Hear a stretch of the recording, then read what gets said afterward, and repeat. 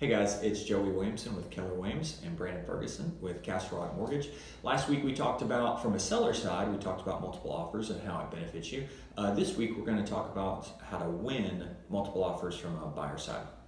Yeah, so from what we typically see, and going through it myself as a seller, what usually stands you out, and what we try to guide on as well too, is if you have the ability to pay a little bit of cost or pay your own home warranty or things like that, those kind of things tend to, benefit the seller, which makes you more aggressive compared to the other offers. That was one of the biggest things that won when we had multiple offers, was the clients were willing to pay their closing costs, which really set them apart and made a big difference for them and won them the house. Now they're the new homeowners. Yeah, so there's a couple different things you can do. So ultimately it all boils down to the bottom line. So paying your own closing costs is a huge thing, but you also want to make the sellers feel good and feel like there's not a whole lot of strings attached to your offer.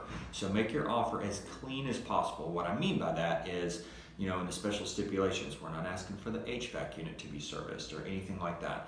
Another thing that we've done several times that have won us multiple offers is we have asked for a home inspection for informational purposes only.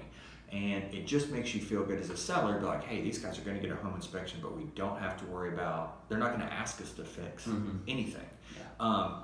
And that has done an awful lot for us.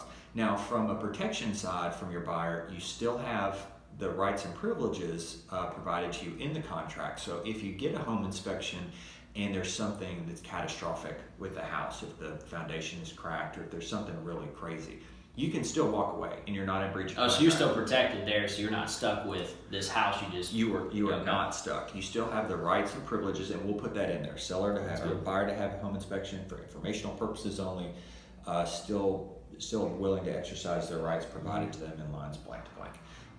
So from a home inspection standpoint, you're good. And then from an appraisal standpoint, if you end up going above asking, you're still protected from overpayment too, because it has to meet value from the appraisal. Yeah, and we'll go into that a little more next week because that can expand out a little bit. So we'll definitely touch on that. But we appreciate y'all watching. And what Joey just talked about, it's really important to be working with a professional as experienced, because those little tricks and tidbits and how to write a contract properly will make or break sometimes on you winning a house and you just completely missing out. So we appreciate y'all watching, and we'll talk to you next week. Thanks.